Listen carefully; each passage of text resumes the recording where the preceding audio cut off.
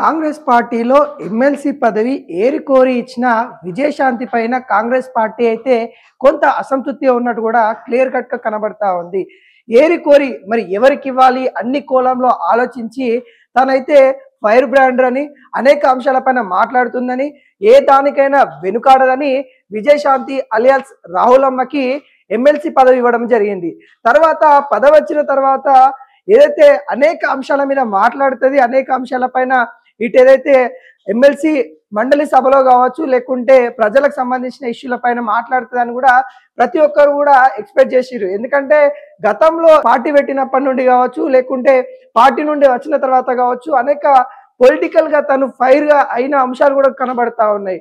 ఆ కోణంలో తనైతే సరైన వ్యక్తి అని విజయశాంతికి ఎమ్మెల్సీ పదవి ఇవ్వడం జరిగింది. కానీ ఎమ్మెల్సీ పదవి ఇచ్చిన కాంచెలి విజయశాంతి ఎక్కడ కనిపించట్లేదు. ఓన్లీ ట్విట్టర్ లో ఏదైతే పోస్టులు పెట్టడానికి మాత్రమే పరిమితంగా మనకైతే కనబడతా ఉంది.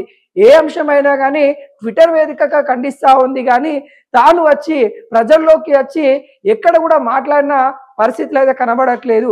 బీసీ రిజర్వేషన్ల కోసం కావచ్చు, లేకుంటే దళిత వర్గాల గురించి కావచ్చు, లేకుంటే కాంగ్రెస్ పార్టీ ఇస్తున్న 6 గ్యారెంట్ల గురించి కావచ్చు, ఇప్పుడు జరగబోయే జూబ్లీహిల్స్ బై ఎలక్షన్స్ గురించి కావచ్చు, ప్రతి అంశాన్ని కూడా తన ట్విట్టర్ వేదికగానే స్పందించిన తీరు కనబడతా ఉంది. కానీ ఎక్కడ కూడా ప్రజల్లోకి వచ్చి మాట్లాడిన తీరు కనబడట్లేదు.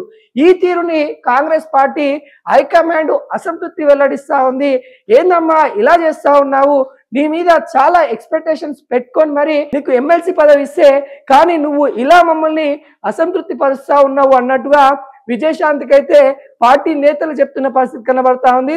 అదేవిధంగా హైకమాండ్ కూడా సూచిస్తా ఉంది. రావులమ్మ అంటేనే ఫైర్ బ్రాండ్ అని కూడా మనం అయితే అంటాము. అలాంటి ఫైర్ అనేది తగ్గిపోయింది అన్నట్టుగా నెటిజన్లు కూడా కామెంట్లు చేస్తున్న పరిస్థితి కనబడతా ఉంది.